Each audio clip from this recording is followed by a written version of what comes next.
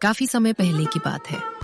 एक दादी माँ अपने घर के आंगन में बैठकर अपनी पोती अनुष्का को एक सुंदर सी कहानी सुना रही थी। अनुष्का को भी दादी माँ से हर रोज कहानियां सुनना बहुत पसंद था और इसीलिए दादी माँ भी उसे राजा रानी और परियों की जादुई कहानियां सुनाया करती थी। एक राजकुमार बहुत बहादुर, लेकिन उसका दिल किसी आम इंसान जैसा नहीं था। उसका दिल सिर्फ अपने लिए नहीं धड़कता था, वो दूसरों का दर्द भी महसूस करता था। फिर क्या हुआ? फिर एक रात आसमान से उड़न खटोला उतरा। सच में? दादी, सच में उड़न खटोला? माँ जी, आप फिर से अनुष्का को कहानी में लगा दी। हर दिन यही होता है, कहानी कहानी और कहानी। पढ़ाई कब करेगी ये लड़की? माँ, आप दादी को क्यों डांट रही हो? मैंने खुद कहा था कहानी सुनाने को। इसमें उनकी कोई गलती नहीं है, आप उन्हें मत डांटिए। अच्छा अनुष्का, कल तुझे फिर कहानी सुनाऊंगी। मेरी भी कमर कुछ दर्द कर रही है। अच्छा दादी माँ, अब मैं पढ़ने जाती हूँ। अरे ओ बहू, कहाँ हो? जरा मेरी लाठी तो दो। ये लीजिए माँ जी, और सावधानी से जाइएगा।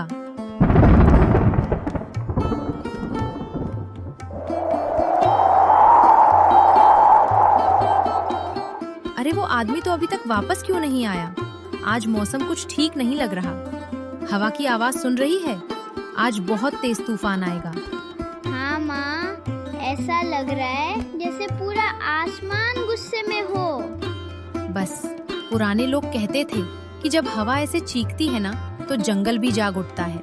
क्योंकि माँ, तूफान आएगा तो कल पीपल वन में ढेर सारे फल गिरेंगे। आम, जामुन, बेर, सब। अरे, तूफान में भी तुझे फल ही याद आते हैं। माँ, कल सुबह मैं पिंकी के साथ पीपल वन जरूर जाऊंगी। नहीं, कल पहले पढ़ाई।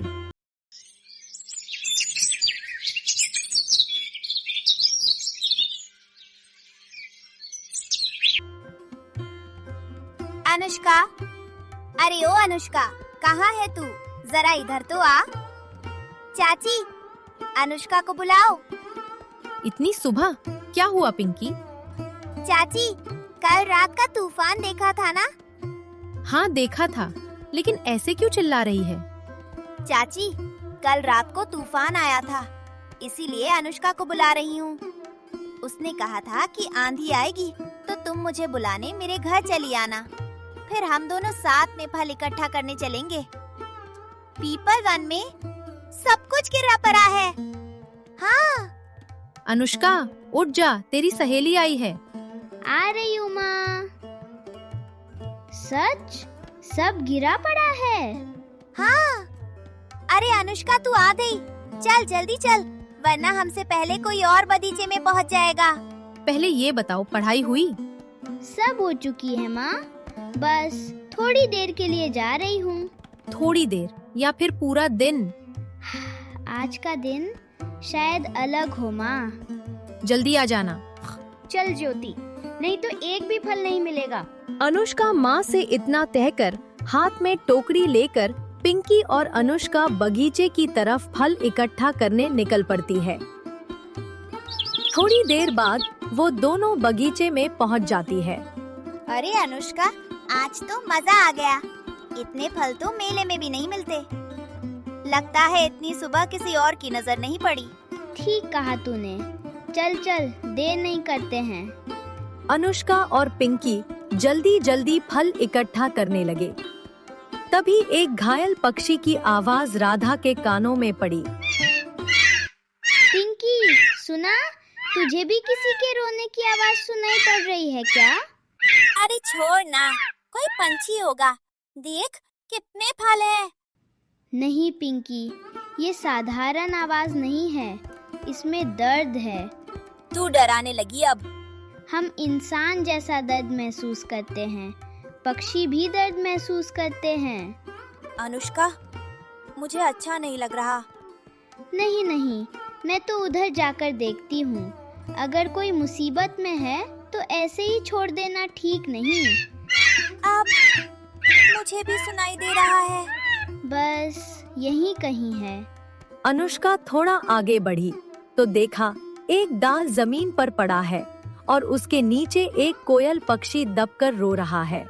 पिंकी, अरे ओ पिंकी, जल्दी से इधर आ तो जरा देख यहाँ पर क्या है। अरे क्या हुआ? तू इतने जोर से क्यों चीख रही थी? सब ठीक है ना? अरे कुछ नहीं ठीक है, जरा इधर आके तो देख, एक कोयल डाल के नीचे दबी हुई है। ये भगवान, ये यहाँ कैसे फंस गई?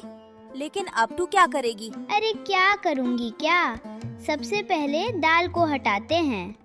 अनुष्का और पिंकी तुरंत उस डाल को हटाकर पक्षी को अपने हाथ में ले लेती है। अब पक्षी की जान बच चुकी थी, लेकिन वो पक्षी थोड़ी घायल लग रही थी। देख इसका पंख। ओह, खून निकल रहा है। हाँ पिंकी, इसे कितना दर्द हो रहा है। अनुष्का ने अपनी चुन्नी का एक हिस्सा फाड़कर पक्षी के कटे हुए हिस्से पर बांध दिया। अपनी चुन्नी? कपड़ा फिर मिल जाएगा, जान नहीं। अनुष्का, चल यहाँ से। अगर हम चले गए तो ये मर जाएगी। पिंकी की बात सुनकर अनुष्का सोचने लगी। इस घायल पक्षी को इतने घने जंगल में छोड़ना खतरे से खाली नहीं है।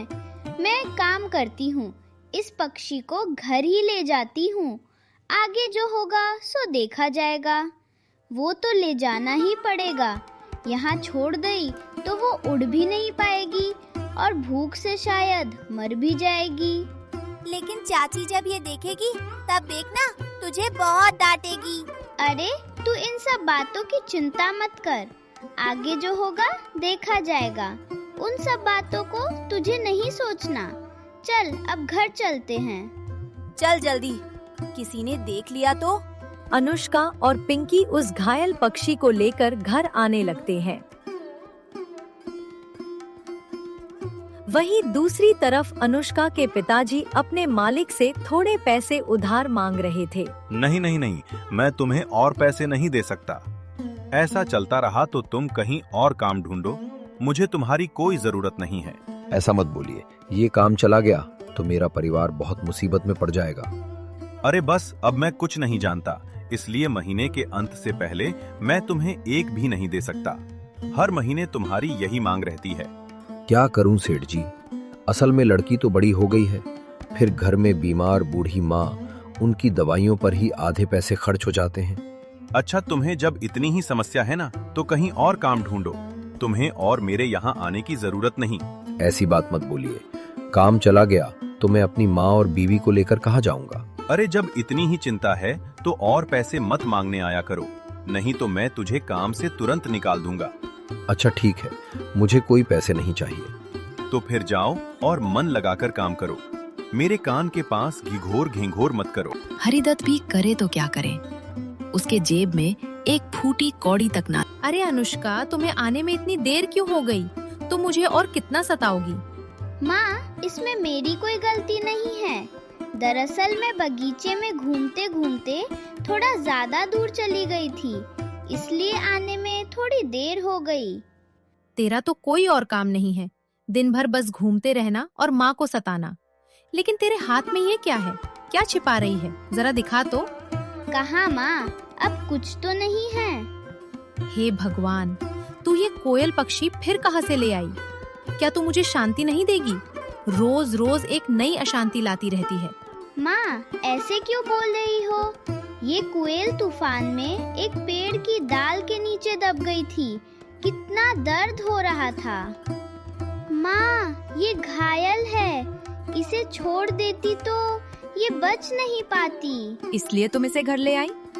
तो क्या उसे घर ले आएगी और अपनी नई चुन्नी फाड़कर उसके पंख बांधे हैं? इस लड़की को लेकर मैं क्या करूं? बाप की नौकरी जा रही है और लड़की अच्छे अच्छे कपड़े सब खराब कर रही है। अब जा, इसे दूर कहीं फेंक कर आ। ऐसी बात मत बोलो माँ, इस पक्षी को मैं पालूंगी। तुझे जो पालता है उसका ठिकाना नहीं, और तू यहाँ पक्षी पालने के सपने देख रही है। माँ, तुम मुझे इस पक्षी को पालने दो। आज के बाद मैं कोई शैतानी नहीं करूँगी और रोज पढ़ाई करूँगी। मैं तुम्हें उसके लिए बिल्कुल भी परेशान नहीं करूँगी। माँ, बस ठीक सोने तक। ठीक होने तक? इस घर में देख, आज चूल्हा भी नहीं जला है। तुझे कुछ पता ही कहाँ होता है। माँ जी, आप भी इसे समझाइए।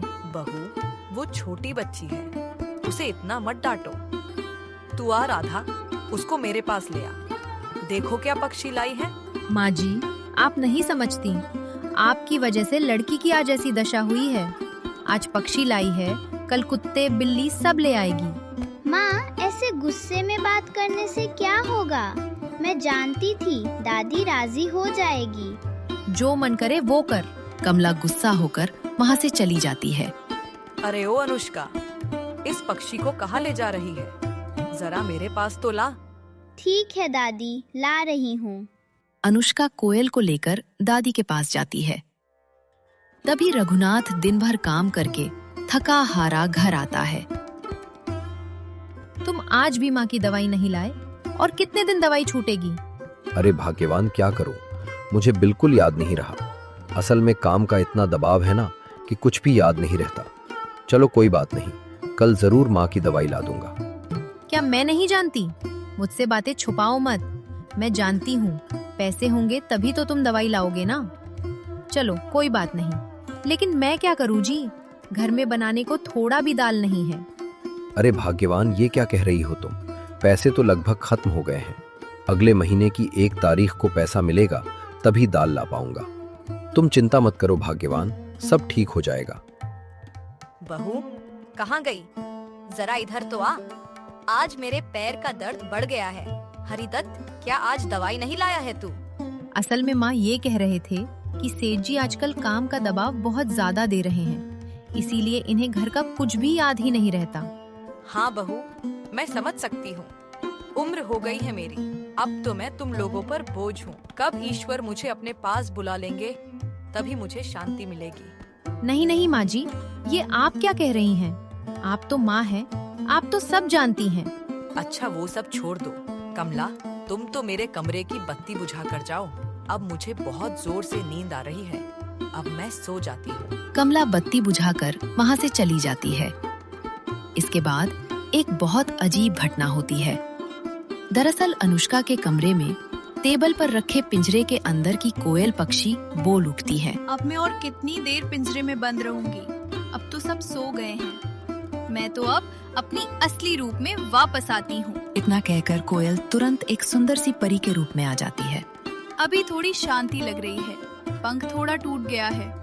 अब तो कम से कम 7 दिनों तक परीलोक में वापस नहीं जाऊंगी। वैसे भी घर के लोग बहुत अच्छे हैं, मुझे वो कोई नुकसान नहीं पहुंचाएंगे। तूफान की उस रात अगर वो बच्ची मुझे ना उठाती, मैं आज यहाँ जिंदा ना होती। कितनी मासूम है, पर ये नहीं जानती कि उसकी दया ने किसे बचाया है। अगली सुबह अनुष्का देखती है कि कोयल का घाव काफी हद तक भर चुका था। अरे मेरी प्यारी सी कोयल, जरा देखो तो, हम तो तेरा घाव काफी ठीक हो गया है और तू तकलीफ मत उठा। देखना, धीरे धीरे सब ठीक हो जाएगा। सुबह होते ही फिर तू उस पक्षी को लेकर बैठ गई। क्या तुझे और कोई काम नहीं है क्या? क्या कह रही हो माँ? अभी तो सुबह हुई है। माँ, मुझे थोड़े चावल दो ना। पक्षी ने कल सुबह से कुछ नहीं खाया है। क्या कह रही है तू? अजी आप आ गए, जरा देखिए तो, आपकी लाडली बेटी ने कल से ही मुझे परेशान करके रखा है। आप इसे समझा दीजिए, वरना फिर इसके लिए अच्छा नहीं होगा। क्यों री अनुष्का, क्या हुआ? तेरी माँ तेरे नाम पर इतनी शिकायतें क्यों कर रही है? तूने ऐसा क्या किया? पिताजी, ये कोयल पक्षी कल तूफान में बाग में गिरा था, इसलिए तुम इसे घर ले आई। तब से माँ मुझे डांट रही है। अब आप ही बताइए, इस घायल पक्षी को वहाँ पर छोड़ना ठीक था? कमला, तुम उसे बेवजह क्यों डांट रही हो? वो तो पक्षी की मदद कर रही है, फिर इसमें बुराई ही क्या है? उसने अच्छा ही तो किया है। आप ये क्या कह रहे हैं? आप जिसकी मदद कर रहे हैं, क्या वो तुम्हारा मदद करेगा? मैं कब से कह रही हूँ कि चावल कम हो गए हैं, लेकिन आप कहाँ ला रहे हैं? 2 दिन बाद खुद के चावल भी नहीं मिलेंगे और लड़की पक्षी को चावल खिलाएगी। आप ही बताइए, हमारे खाने को तो अकाल पड़ा है, भला हम इस पक्षी को कैसे खिला सकते हैं? अरे ओ बहू, वो तो अभी बहुत छोटी है, थोड़े चावल में ही उसका पेट भर जाएगा। भाग्यवान माँ ठीक कह रही है। हमें इस कोयल को थोड़ा चावल खिलाने में हमारा कुछ भी कम नहीं हो जाएगा। ठीक है राधा बेटी, तुम अंदर से चावल लाकर कोयल को खिला दो। आप सबने मिलकर इस लड़की का मन बढ़ा दिया है। आप सबको जो मन करे वो कीजिए। अब मैं आपसे कुछ नहीं बोलूंगी। परी कोयल के रूप में ही सब लोगों की बातें सुनकर खुश हो जाती है और मन ही मन कहने लगी, अरे वाह, जरा देखो तो, सब लोग मुझे कितना प्यार करते हैं, फिर भी मैं उनकी बिल्कुल मदद नहीं कर पा रही हूँ। जो भी हो, मुझे भी उनकी मदद करनी होगी। हरिदत्त बेटा, जरा बगल वाले कमरे से चावल तो ला। हाँ हाँ जरूर, क्यों नहीं माँ, चिंता मत कर, मैं अभी ला रहा हूँ।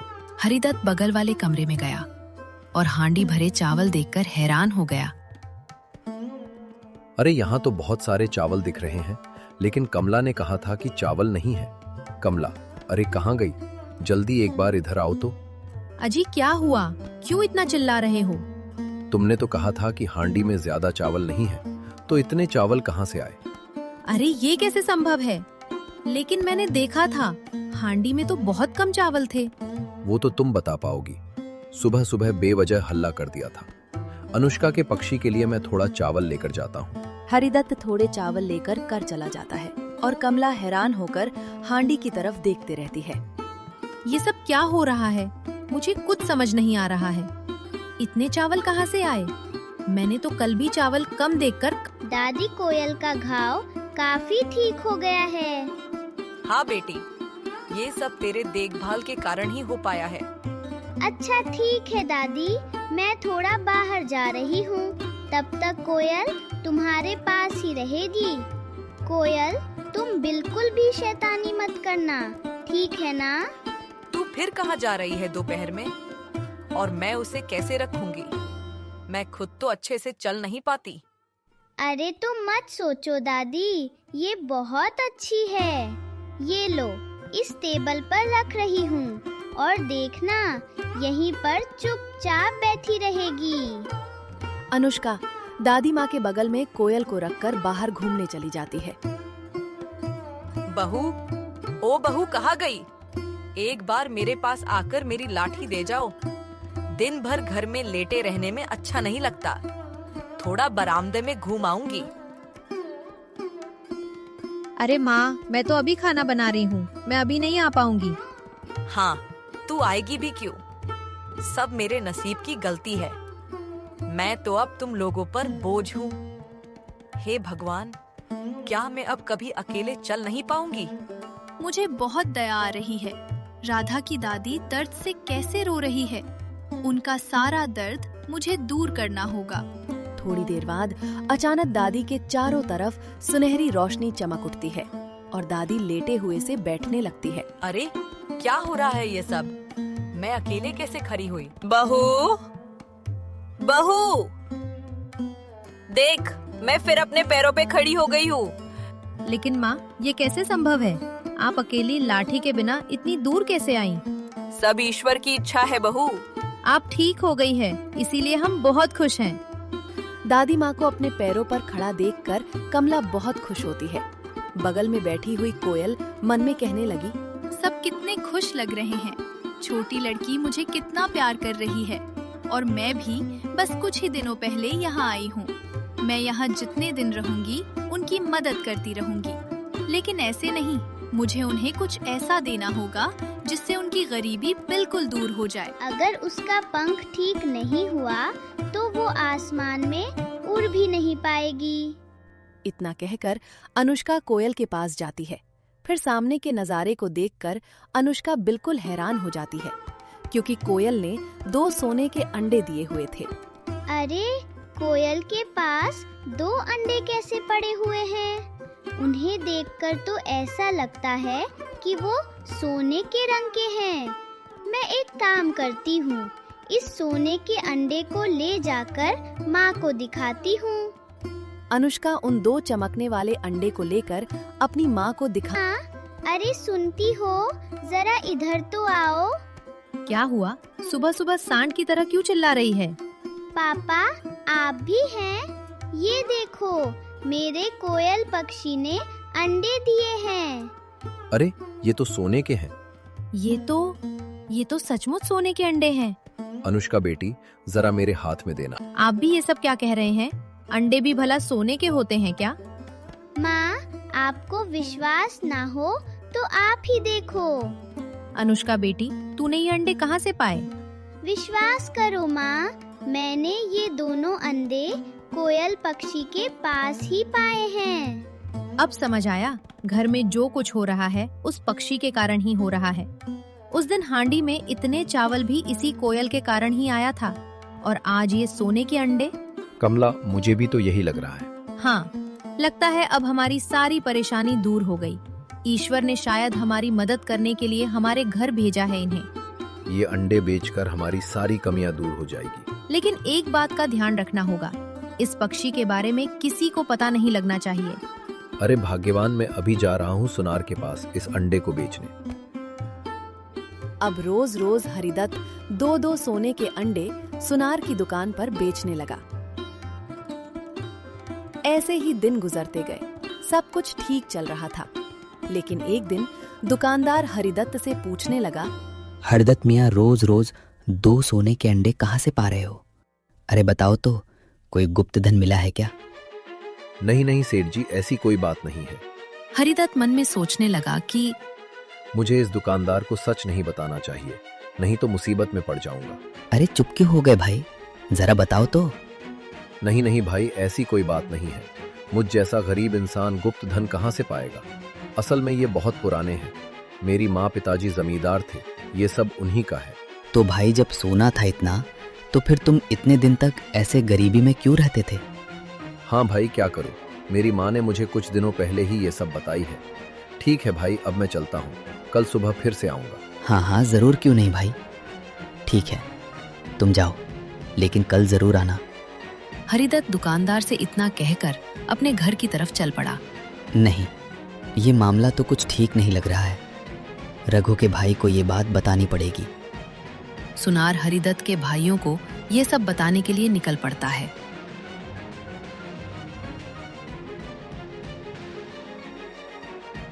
और थोड़ी देर बाद दुकानदार हरिदत्त के भाइयों के पास पहुंच जाता है और कहने लगा, क्या बात है भाई, क्या तुम सबको तुम्हारी माँ ने सोने के अंडे नहीं दिए क्या?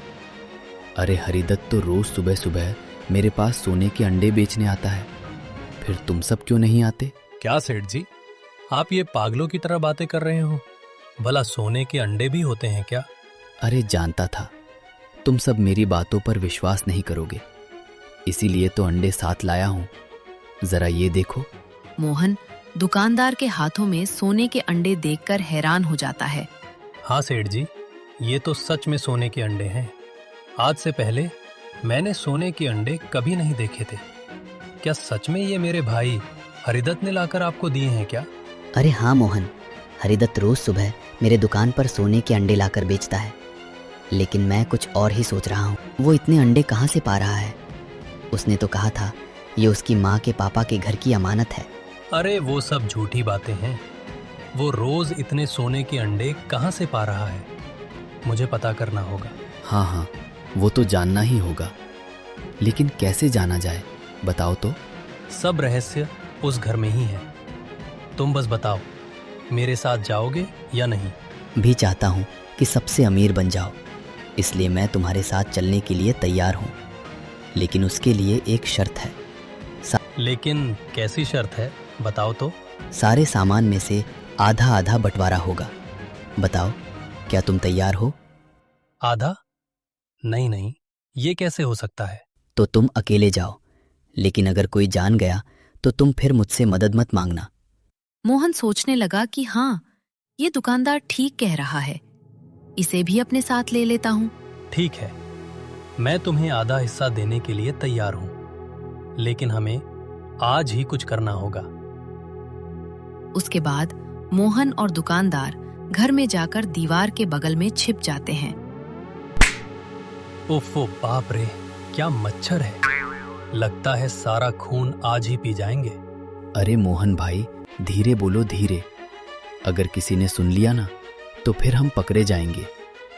अरे उससे बेहतर कान लगाकर सुनो, बोलो क्या कह रहे हैं। सच में सब कुछ कैसे एक कहानी की तरह लग रहा है। देखते देखते कैसे हमारी सारी परेशानियां दूर हो गई। अब सोचा है कि गांव के दूसरों के बारे में भी सोचेंगे। सिर्फ अपनी उन्नति करने से ईश्वर नाराज होंगे। दरअसल हरिदत्त कुछ ही दिनों में गांव का सबसे अमीर व्यक्ति बन चुका था और अपने लिए एक बड़ा सा घर भी बनवा लिया था। इसीलिए दादी माँ गांव के कुछ गरीब लोगों की सहायता करना चाहती थी। तुमने ठीक कहा भाग्यवान। अब से जो अंडे मिलेंगे उन्हें बेचकर गांव के दूसरे गरीब और असहाय लोगों की मदद करें। अब सो जाओ, कल सुबह कोयल पक्षी जो अंडे देगी उन्हें बेचकर फिर सोचेंगे क्या करना चाहिए। अनुष्का, जिस दिन पक्षी को लाई थी मैं कितना नाराज हुई थी, लेकिन आज हमारे पास जो कुछ है सब उसी का दिया हुआ है। हाँ तुमने ठीक कहा, उसके कारण ही तो हमारा नसीब खुल गया। चलो अब सो जाओ। शाम हो चुकी थी। हरिदत्त और कमला आपस में बातें करके सो जाते हैं। कोयल पक्षी, इसका मतलब ये अंडे कोयल पक्षी ही दे रही है। अरे नहीं नहीं, जो भी हो हमें पक्षी को ढूंढना ही होगा। हाँ भाई, जल्दी चलो। मुझे लगता है वो उनकी लड़की के कमरे में ही है। सुना नहीं, पक्षी वही लाई है। हाँ मैंने सुना है, तुमने ठीक कहा, लेकिन जल्दी चलो। अरे भाई जरा उधर तो देखो, वो रहा पक्षी। जो भी हो, पक्षी को हमें पाना ही होगा। ये लो, मेरे पास सब औजार हैं। खिड़की खोलकर अभी पक्षी को बाहर निकालना होगा। हाँ मोहन, ज्यादा सोचो मत, जल्दी से उस पक्षी को बाहर निकालो। अब से सोने के अंडे हमें मिलेंगे। हाँ भाई, ठीक कहा तुमने। वो दोनों पक्षी का पिंजरा लेकर भागने लगे। तभी अचानक एक तेज सुनहरी रोशनी निकली। देखते ही देखते सुनहरी रोशनी में चमकती हुई पक्षी परी के रूप में आ जाती है। तुम लोगों ने सोचा आसानी से चोरी करके ले जाओगे।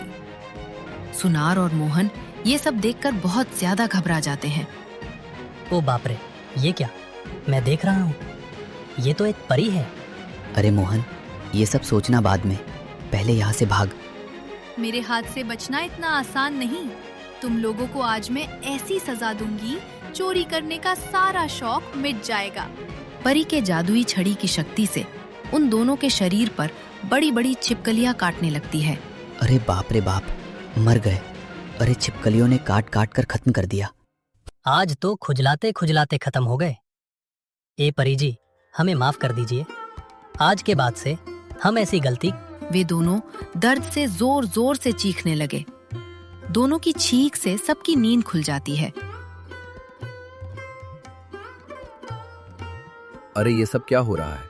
मैं ये सब क्या देख रहा हूँ? सचमुच की परी हो क्या? अरे अरे, कौन है जो इतनी जोर से छींक रहा है? अरे आप लोग यहाँ? आप एक परी? मैं तो कुछ समझ नहीं पा रही हूँ। अरे बहुत दर्द हो रही है। हरिदत्त, अरे बचाओ बचाओ भाई, मुझे बचाओ। तुम लोग डरो मत, मैं तुम्हारी ही पाली हुई कोयल पक्षी हूँ। कोयल पक्षी? लेकिन तुम परी कैसे बनी? मैं परी नहीं बनी, बल्कि कोयल पक्षी बनी थी। असल में पृथ्वी पर घूमते हुए तूफान में मेरा पंख टूट गया था। इस कारण 7 दिन मैं परीलोक वापस नहीं जा पाऊंगी। इसीलिए मैंने कोयल पक्षी का रूप धरा था। कमला परी की बातें सुनकर हैरान हो गई कि मैंने अनजाने में ही सही इस परी को न जाने क्या अपशब्द कह दिए। क्या कह रही हो ये सब? हाँ मैं सच कह रही हूँ। आज 7 दिन पूरे हो गए हैं। तुम लोगों ने इतने दिन मेरी बहुत मदद की है, इसीलिए मैंने तुम लोगों को सोने के अंडे तोहफे में दिए हैं। लेकिन ये शैतान लोग लोभ में पड़कर मुझे चोरी करना चाहते थे। ओ बाप रे, मर गए। हमें छोड़ दो परी। परी, छोड़ दो हमें। लोभ में पड़कर हमने चोरी कर। हाँ, छोड़ दो हमें, छोड़ दो। हाँ परी, दया करके हमें छोड़ दो। आज के बाद हम चोरी करना हमेशा के लिए छोड़ देंगे। छी छी छी, तुम्हारा इतना लोभ। वो लोग क्षमा मांग रहे हैं, उन्हें तुम क्षमा कर दो परी। अच्छा, तुम्हारी बात पर मैं छोड़ दे रही हूँ, लेकिन अब मुझे परलोक वापस लौटना होगा। क्या तुम अभी चली जाओगी? हाँ राधा, लेकिन तुम लोगों ने मुझे बहुत प्यार दिया है। मैं मौका मिला तो फिर आऊंगी तुम सबसे मिलने। हाँ हाँ, जरूर आइएगा। हम आपका उपकार कभी नहीं भूलेंगे परी। सब लोगों को अलविदा कहकर आसमान की गहराइयों में खो गईं। उस दिन से वो सब हंसी खुशी रहने लगे और गांव के कुछ लोगों की मदद भी करते थे। सच्चा चमत्कार सोने में नहीं, इंसान के दिल में होता है।